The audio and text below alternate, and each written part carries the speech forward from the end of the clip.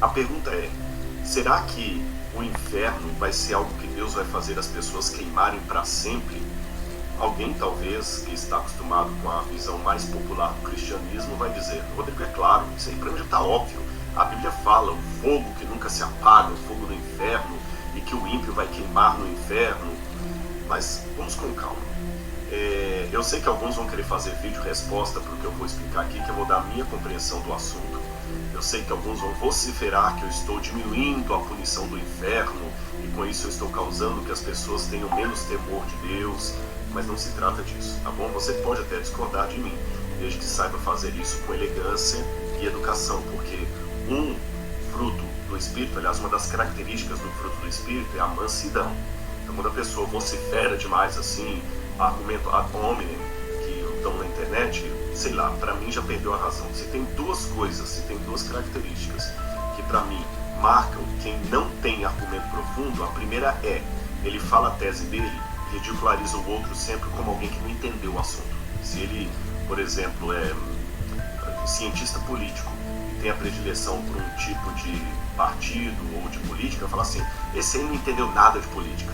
Não entendeu nada ou entendeu e discordou dele. Então eu tenho que ter a ciência, a finese de saber que o outro teólogo que discorda do Rodrigo Silva não deixou de ser teólogo porque discordou de mim. Ele tem uma visão diferente da minha. Então eu não vou ganhar meu argumento aqui falando, esse é um idiota, ele não entende nada do que está falando, ele não entende de teologia, ele não entende de hebraico, não entende de grego, não. Ele entende tanto quanto eu, só que chegou a uma conclusão diferente da minha. Por que razões? Não me compete julgar. Se ele está sendo sincero diante de Deus, ou se ele está sendo hipócrita, se ele está manipulando os dados, não sei. Não compete a mim julgar. Ele tem o direito de chegar a uma conclusão diferente da minha. Não compete a mim agora ficar xingando ou rotulando disso ou daquilo. Eu apenas cheguei a uma conclusão diferente dele, talvez vendo as mesmas coisas. É assim que eu vou apresentar a minha posição aqui. A segunda coisa que eu gostaria que, para mim, marca uma pessoa que não tem muito argumento, é quando ele não consegue apresentar a sua ideia de maneira assim, tranquila. Ele tem sempre que vociferar, xingar, gritar, diminuir o oponente, considerar o outro oponente, né? Então eu acho que não é por aí não, tá certo?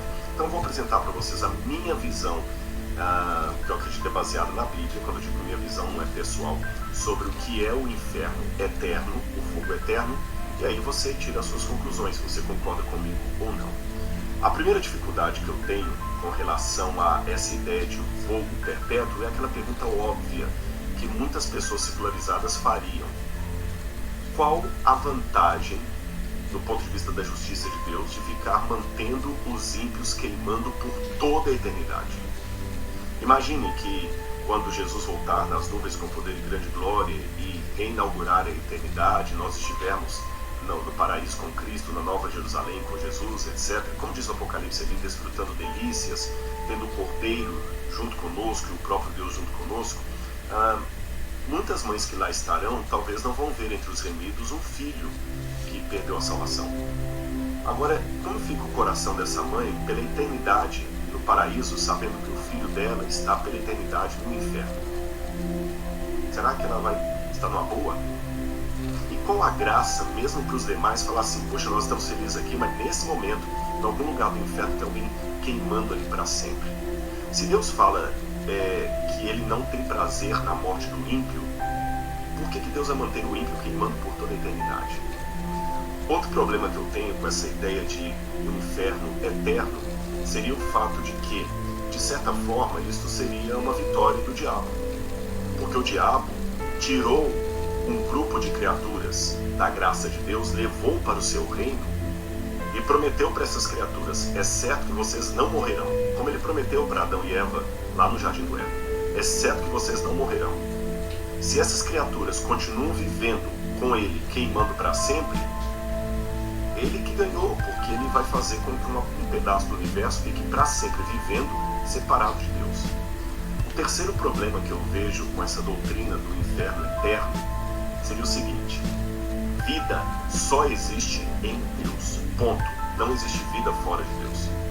Esse é até um argumento que eu uso para explicar por que Deus não é simplesmente um criador passional, porque alguns pensam que Deus, quando fala o seguinte, ou você me aceita, ou você vai queimar no fogo do inferno e ter morte eterna, muitas pessoas pensam que Deus é como aquele namorado possessivo, aquele rapaz maníaco que chega para a menina e fala assim: ou você me namora, ou você vai ser minha namorada, senão eu vou matar você. E qualquer um vai recriminar a atitude daquele louco. Ele não tem direito de fazer aquilo. Será que Deus também não estaria fazendo como esse louco? Ou vocês ficam comigo ou vocês vão morrer? Não. A comparação não é essa. Porque aquela menina da ilustração que eu usei aqui, ela tem outras opções de namoro que não aquele rapaz, e certamente opções muito melhores do que ele. Muito melhores. Ele não tem o direito de querer exigir exclusividade na vida dela, porque ela tem outros rapazes com quem ela pode namorar. Não precisa ser com ele. Agora, no caso de Deus, a comparação é outra. Deus não é uma alternativa entre outras que nós temos de viver. Deus é a única alternativa de vida. Fora de Deus não há vida. Então, quando Deus diz para os seus filhos: fiquem comigo, senão vocês vão morrer, não é como o passional: ou você namora a mim, ou então você vai morrer. Não é isso. É como se a água dissesse para o peixe: ou você vive em mim, peixe, ou você vai morrer, porque peixe só vive dentro da água. Então, se a água, hipoteticamente, tivesse sentimentos e mente e pudesse se expressar e conversar com o peixe, exigindo que o peixe fique dentro dela para continuar vivendo, a água não está sendo possessiva, nem ciumenta, nem maníaca. A água está sendo simplesmente realista, porque fora da água não há vida. Fora de Deus também não há vida. Percebeu? Então é por isso que Deus fala: escolham, pois, a vida para que vocês vivam, e a vida é em mim. Porque não existe vida fora de Deus. Aí agora eu volto para o tema do inferno. Se os ímpios vão ficar queimando por toda a eternidade no inferno, das duas uma: ou existe vida fora de Deus, ou Deus está no inferno também.